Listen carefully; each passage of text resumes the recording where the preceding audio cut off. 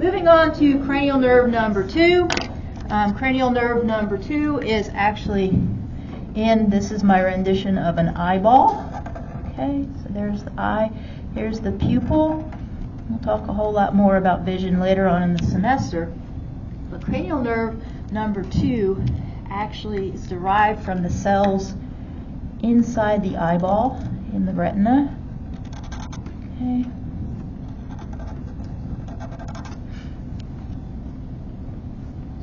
Cranial nerve number 2. Cranial nerve number 2 is the optic, O-P-T-I-C, the optic nerve.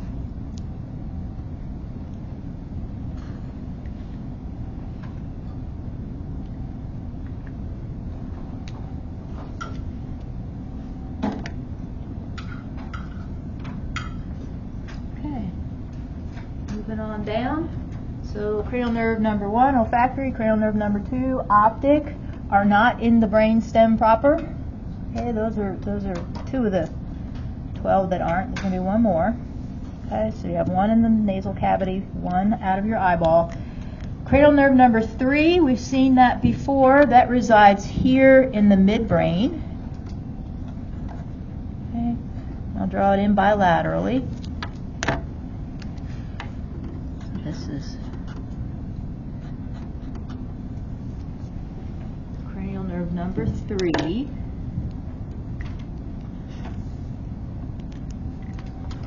And cranial nerve number 3 is your oculomotor nerve.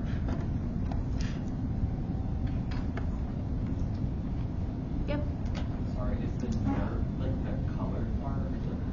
The nerve is the yellow. So the black is the nerve coming out, and I'm just coloring it yellow. I'm trying to. If I just do the yellow, you won't be able to see where it is. It's hard to see. So that's the nerve. So, and we've looked at cranial nerve number 3. That was a landmark when we looked at blood supply to the vertebral ocular system. Do you remember? So, it's right here, at the top of the midbrain. Okay, moving on down. The last cranial nerve that's above the level of the pons is the 4th cranial nerve. 4th cranial nerve is also the only cranial nerve that exits from the back of the brainstem. Okay, so it's going to be more dorsal. It's the only one that comes out dorsal. So it arises from behind and then comes ventral. Okay.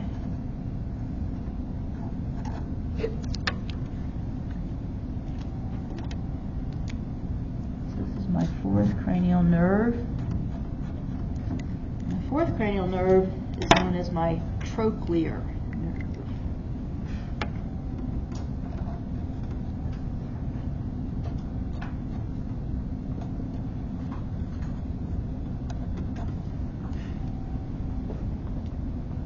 Okay, those are the 4 above the level of the pons. Number 1, olfactory.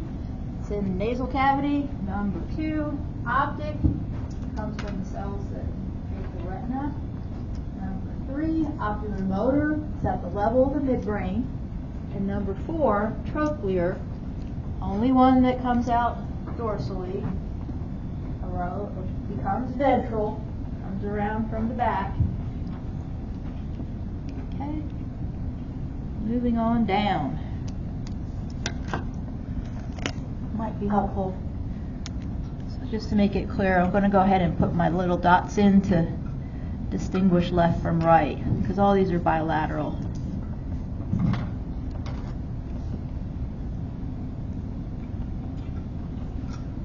Okay, cranial nerve number 5.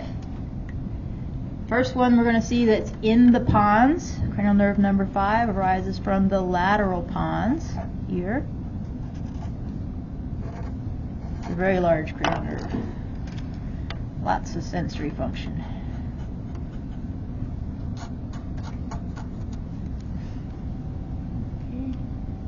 Nerve number 5 is your trigeminal.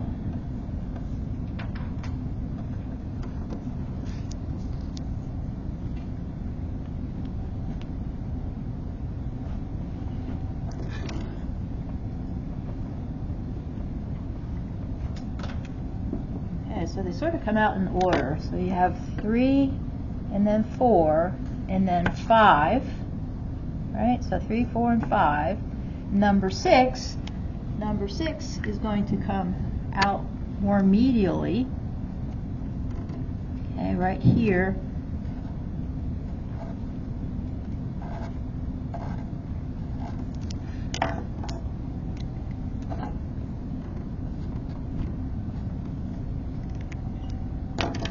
Okay, that's cranial nerve number 6. Number 6 is abducens.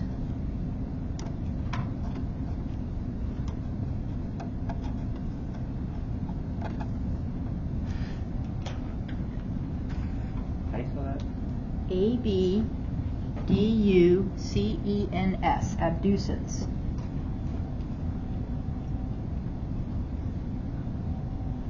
Okay, so we have 3, 4, 5, and then come medial. Number 6, here most medially, just above the level of the pontomedullary junction. It's going to be cranial nerve number 6, abducens.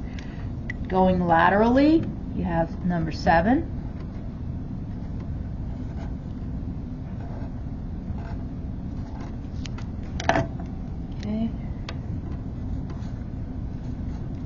Cranial nerve number 7 is your facial nerve.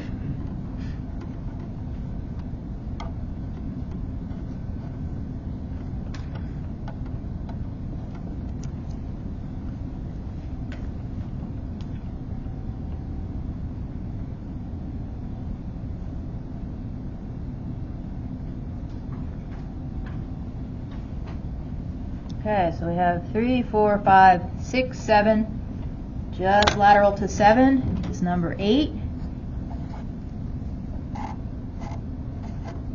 And the 8th cranial nerve is vestibulocochlear.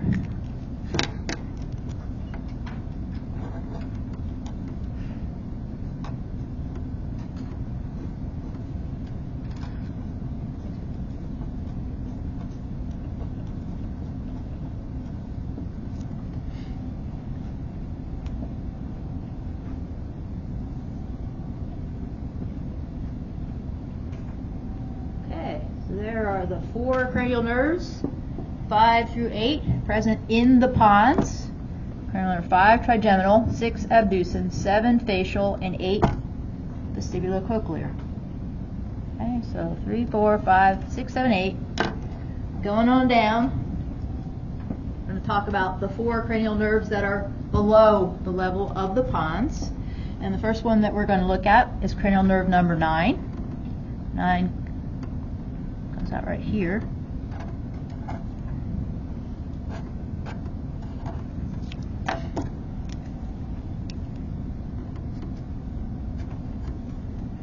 Okay, cranial nerve number 9 is your glossopharyngeal.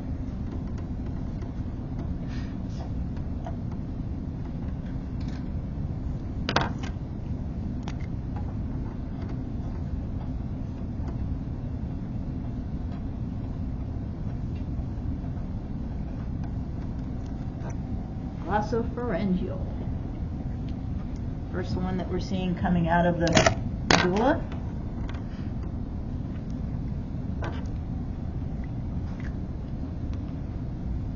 Moving on down, the next one is going to be cranial nerve number 10. Also arises out of the medulla.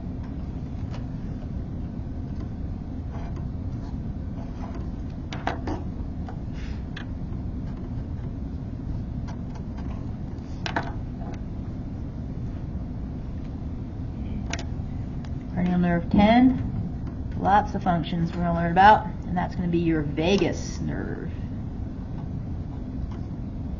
V-A-G-U-S.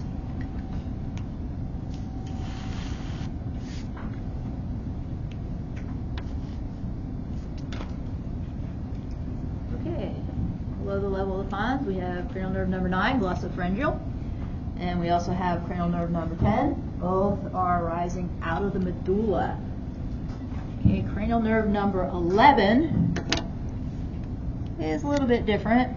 It is not arising from the brainstem proper, but it actually arises from C1, so the ventral gray horns of C1 through C5. Okay, ventral gray horns of C1 through C5. They come to, all those axons come together, and that cranial nerve is positioned right about there.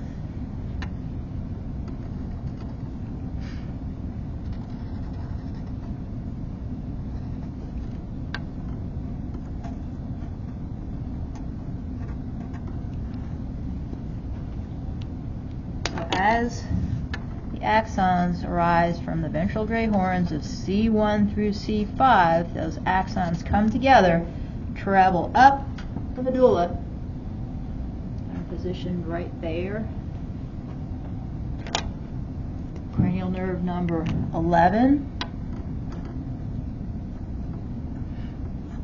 It's known as your spinal accessory nerve.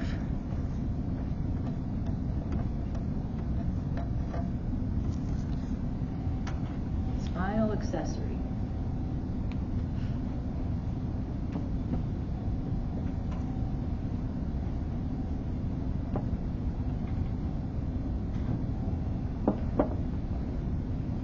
Okay, last one. It's going to, we talked about this previously in the medulla. The medulla has these bumps.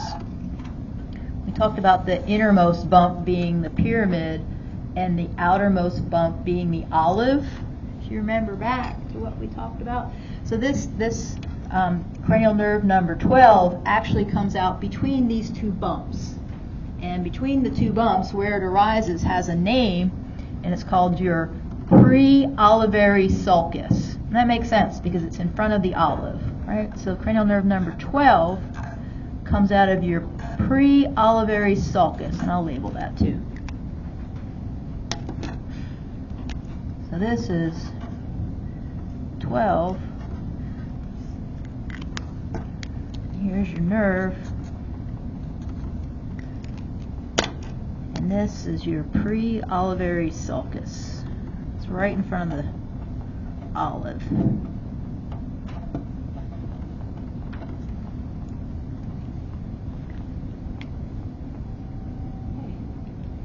Your 12th cranial nerve is called your hypoglossal nerve.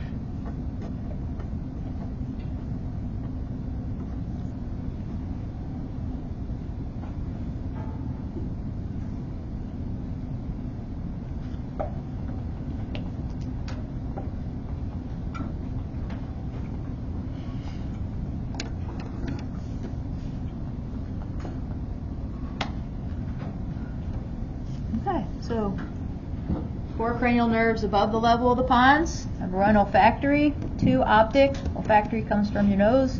Optic comes from your eyeball. Moving down to the level of the brain stem, coming out of the midbrain, you have cranial nerve number 3. Oculomotor, cranial nerve number 4, your trochlear. Moving on down, 4 cranial nerves at the level of the pons.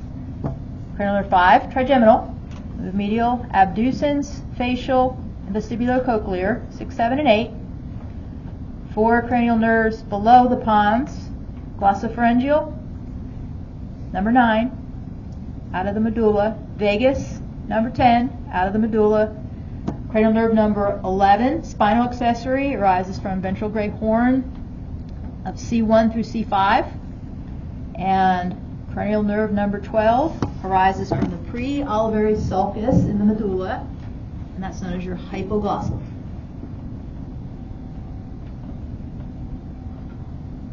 Questions about those? So I like to put the positions here where the cranial nerves arise, because later on when we talk about brainstem vascular syndromes, we're going to draw the blood supply over top of the positions of these nerves to make it easier to understand what would be affected in these syndromes. Okay, so in general, they go in order all the way down. Let's move on to sensory cranial nerves.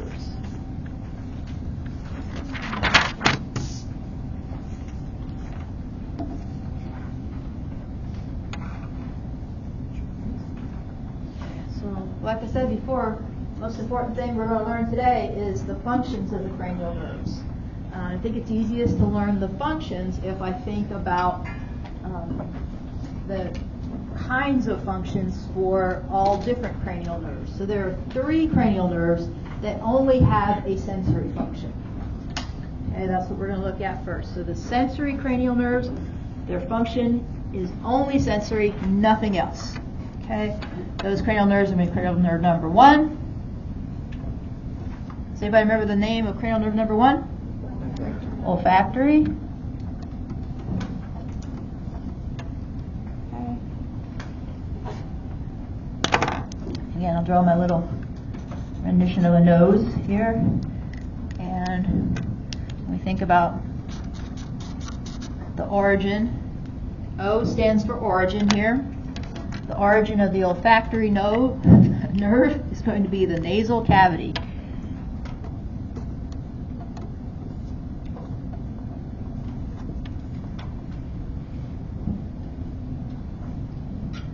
Function of the olfactory nerve, any guesses? Smell, yeah. Just checking whether someone can identify something, a substance, by how it smells. Okay. Moving over here, this is cranial nerve number 2. Does anybody remember the name? Optic. Okay.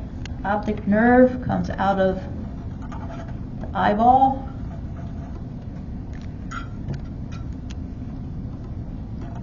Specifically the cells of the retina, axons from retinal cells come out, form your second cranial nerve. We're going to say the origin of the optic nerve is the eyeball.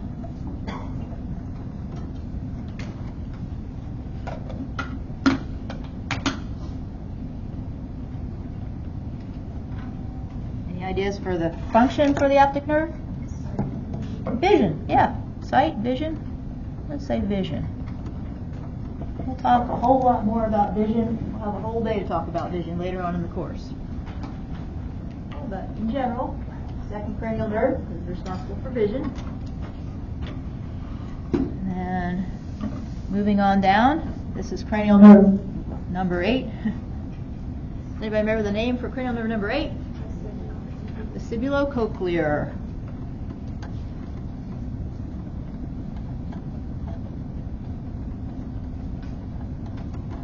Okay. And to make it easy to see, because I'm going to put a bunch it'll get more crowded as we go through the other cranial nerves. But for right now, just on one side, this is going to be my 8th cranial nerve. Remember, it arises most lateral here in the level of the pontomedullary junction. And as far as an origin is concerned, we're going to say it arises from the lateral pons.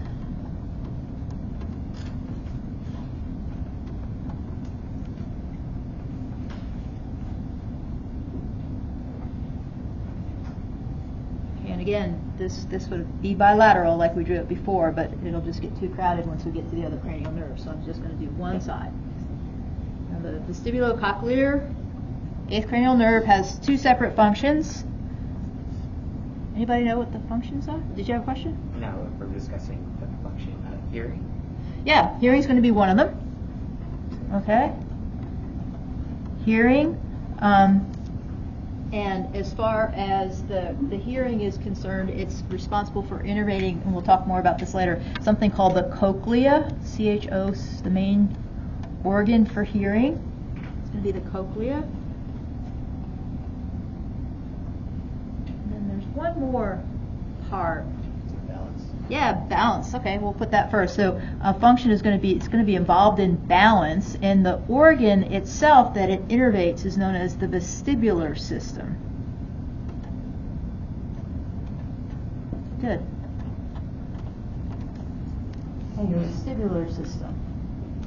Okay, so vestibulocochlear rises out of the lateral pons. It's responsible for innervating the cochlea, which is a major organ for hearing. It's also responsible for innervating the vestibular system for balance. Okay? So for the eye, do we just know that working is the eyeball on the most specific part of it? Yep, just the eyeball. And like I said, we'll have a whole day on vision. later in the course. We're also going to have a whole day on the vestibular system later on in the course. We'll combine vestibular with auditory function. Okay, and as far as olfactory, so we have olfactory, optic, and vestibular cochlear. They only have a sensory function. They don't do anything else. This is the easiest set that we're going to see today. Okay? Moving on. Any questions about these? Really simple functions. Okay. Next we're going to move on to cranial nerves that only have a motor function.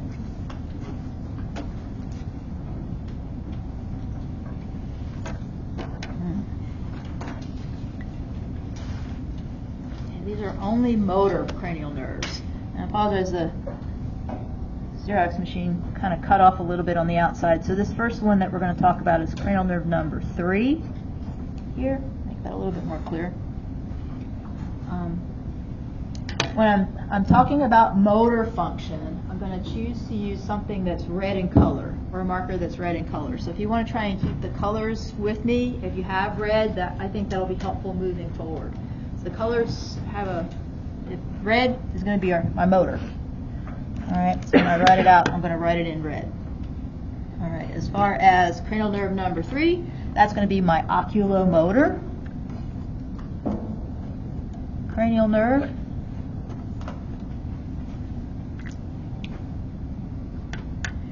And I'll draw it in there.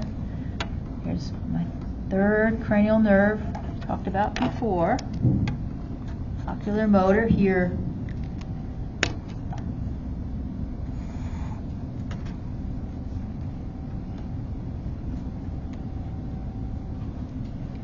And the origin is going to be the midbrain.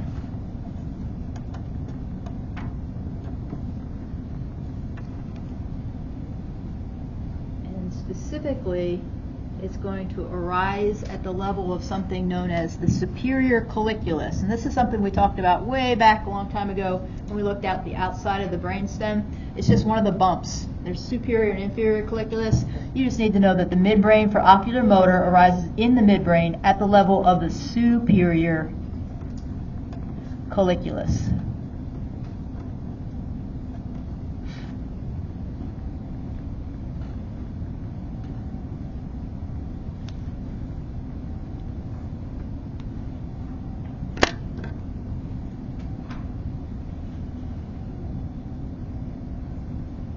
Okay, functions. Talk about motor functions. Okay, it's going to innervate the majority. And we'll talk about which specific muscles here in a minute, but it's the majority of the extraocular eye muscles. So the majority of extraocular eye muscles.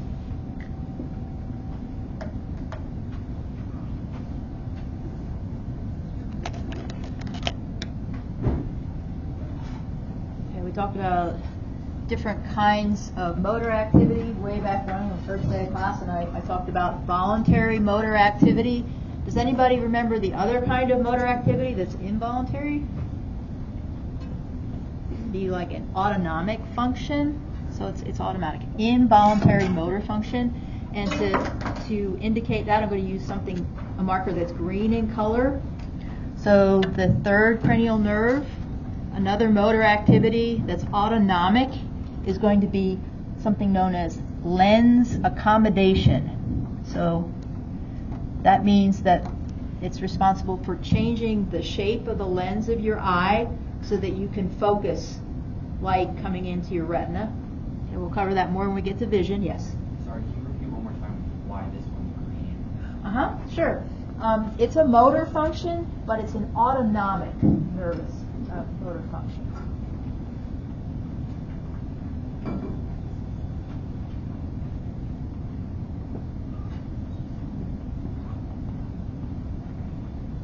Okay, that's lens accommodation. And that's nothing more than changing the shape of the lens in response to being able to focus.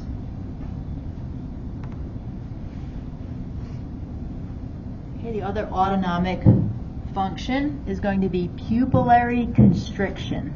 That's just changing the size of your pupil in response to bright light or dark light. So pupillary constriction.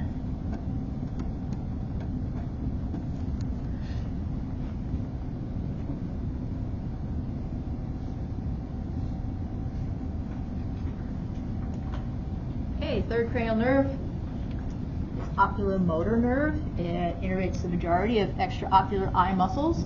It is also responsible for the autonomic functions of lens accommodation and pupillary constriction. Questions? No? Okay, moving on. Cranial nerve number 4.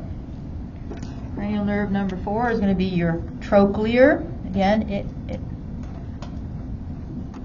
is a motor cranial nerve. And as I said before, it exits the brainstem dorsally and then comes around ventrally.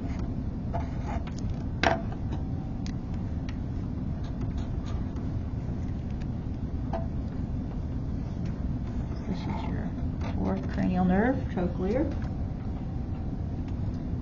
Its origin is in the midbrain at the level of the inferior colliculus.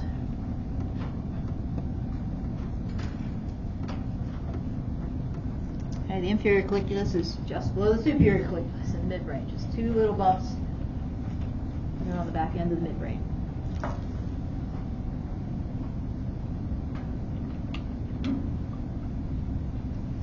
Trochlear, again, voluntary motor function, so I'm going to go back to my red color. It only has one job in life, and its job is to innervate the superior oblique muscle. It's an eye muscle, extraocular eye muscle, known as the superior oblique.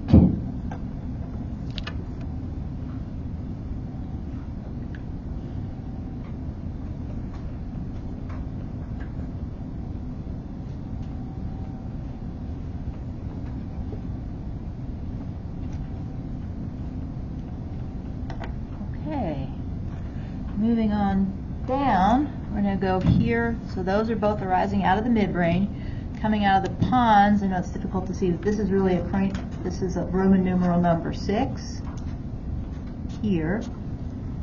Cranial nerve number 6. Cranial nerve number 6 is going to be your abducens nerve.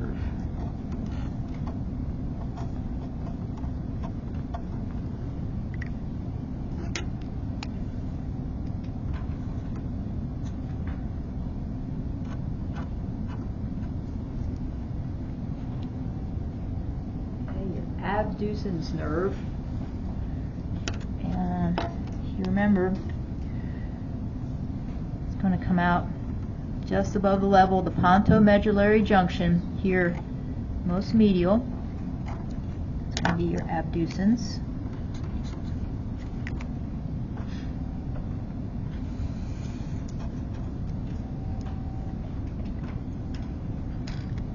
As far as the origin, we're going to say medial pons.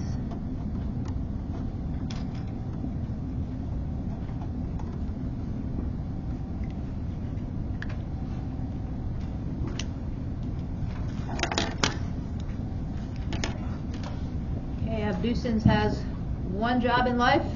It innervates one extraocular eye muscle, and that muscle is known as your lateral rectus. R-E-C-T-U-S.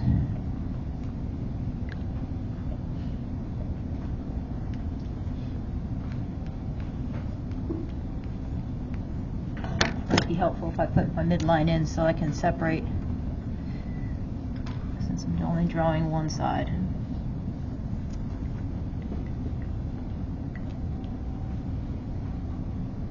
Okay, moving on down. Another purely motor cranial nerve is going to be cranial nerve number 11. Cranial nerve number 11 is going to be your spinal accessory nerve.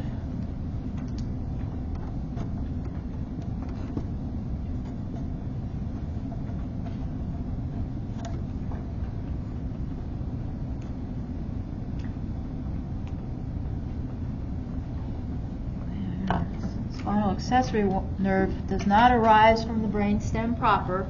It arises from the ventral gray horn of C1 through C5. I'm going to put that here. 2, 3, 4, 5. Those axons come together, and then the nerve itself appears right here.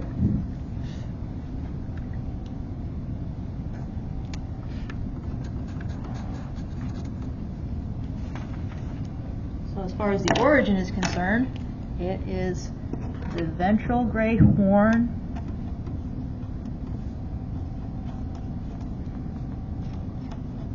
of C1 through C5.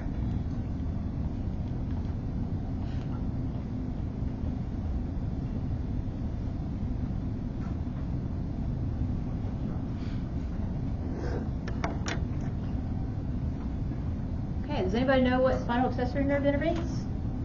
By chance? You said trap? Trap is one of them. It's going to be innervation for the trapezius muscle, and the SCM, sternocleidomastoid mastoid muscle. Okay, you guys will get there in anatomy next semester, but your trap and your SCM. Okay, purely motor, purely voluntary motor function, nothing else. So, all of trap and SCM. Questions about spinal accessory? Cranial nerve number 11. Okay, the last one that's purely motor here is going to be cranial nerve number 12. If you remember, I had cranial nerve number 12 arising out of this sulcus. It's known as the pre-olivary sulcus.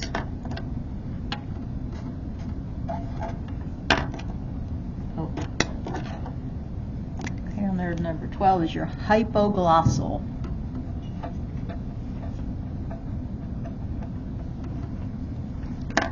Hypoglossal nerve.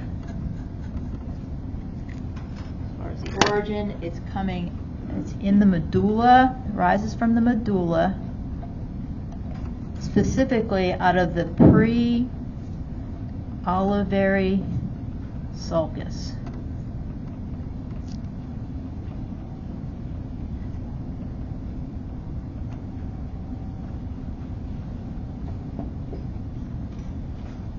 Okay, hypoglossal has one job in life, and its only motor function, it's a voluntary motor function, is to innervate tongue muscles.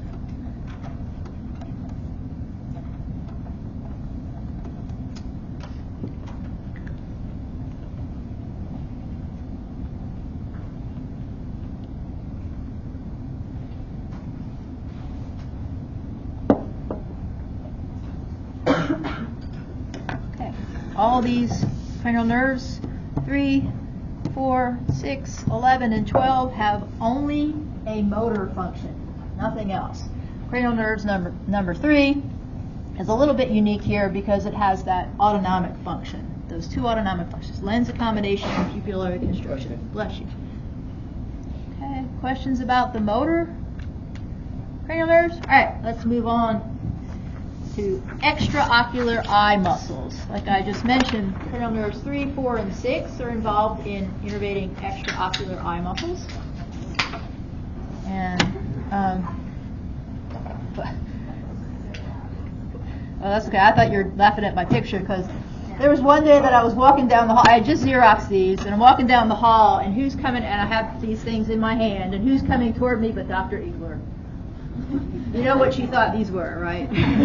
So, true story. True story. But no, these are eyeballs, okay? There's a pupil.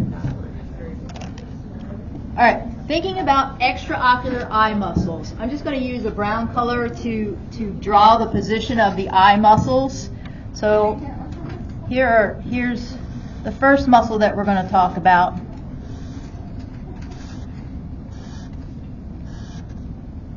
Positioned bilaterally on the top of the eye.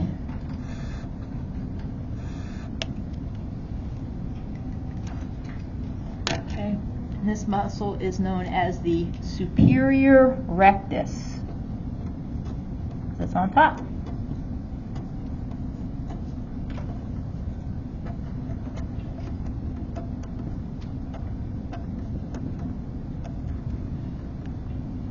your superior rectus has the job of allowing you to look up. Hold your eyeballs up. And since there's a superior rectus, there has to be something to oppose that action. And that's going to be directly opposite superior rectus down here.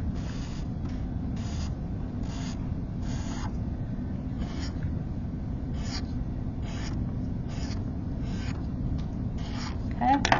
And this is going to be your inferior rectus.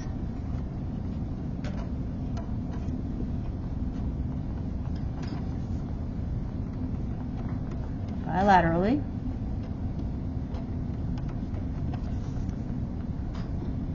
Okay, and so your inferior rectus is responsible for opposing the action of your superior rectus. So it also allows you to look straight down.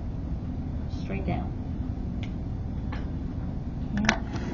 And over here on the sides, on the outsides, we have our superior, inferior, and on the outsides we have our lateral rectus.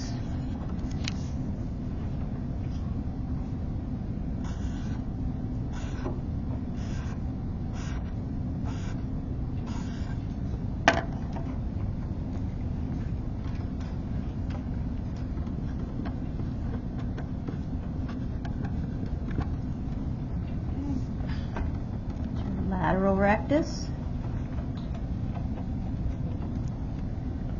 Lateral rectus, just the way the muscle looks, it looks like it's responsible for bringing your eyes to look laterally. And since we have a lateral rectus, we also need to oppose that action, and to do that we have something known as your medial rectus.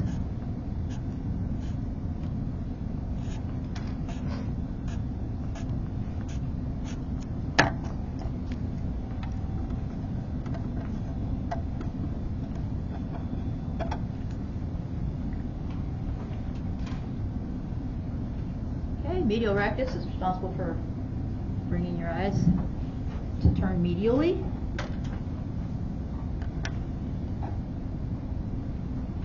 And there's another set of muscles that I'm going to draw up like an arrow, because what it does is it turns your eyeball down and in. I'll indicate that just with this arrow.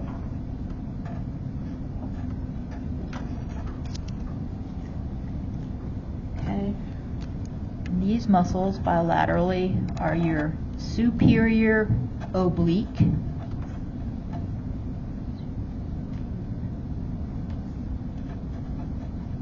B-L-I-Q-U-E. So your superior oblique muscles turn your eyeballs down and in. So if you're walking down a set of steps, you're going to look at the next step below you, turn your eyes down and in. Okay, and to oppose the action of the superior oblique, we have a set of muscles down here, which are responsible for turning your eyes up and in.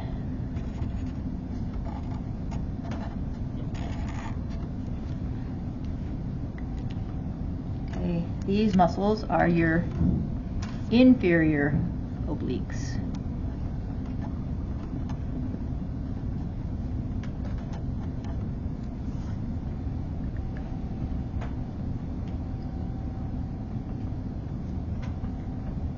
About muscles or actions. And I told you before that cranial nerve number 3 was responsible for innervating the majority of these muscles, and there's an easy way to remember which ones are not innervated by cranial nerve number 3, and that's this chemical formula. If you remember LR6SO4. LR6SO4. Okay. LR6SO4 are the only two muscles that are not innervated by cranial nerve number 3. What LR6 means is lateral rectus is cranial nerve number 6, and superior oblique is cranial nerve number 4. Those are the only two that are not innervated by cranial nerve number 3. All others are cranial nerve number 3, oculomotor.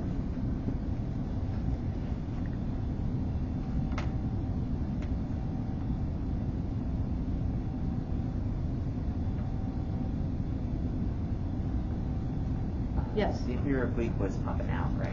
Or actually, Superior oblique, so think about the direction of the arrows. It's going down and in.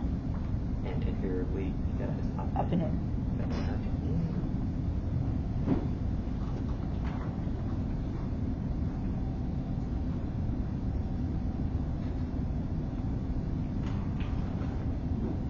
Questions? Any other questions about these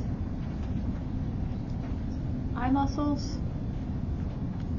Could you say what LR is? Yeah, sure. LR6 is lateral rectus, which is cranial nerve number 6. So that helps you remember which number goes with it.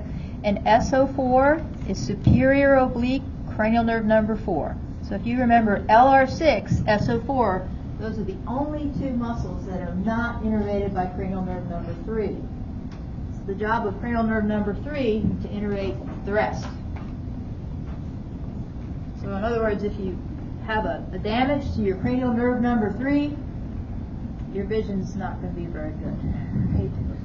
But, you know, any cranial nerve really, but cranial nerve number 3, your eyeball's going to be positioned in a down and out position. That's what we're going to find. So that's a big job. Any other questions? Good?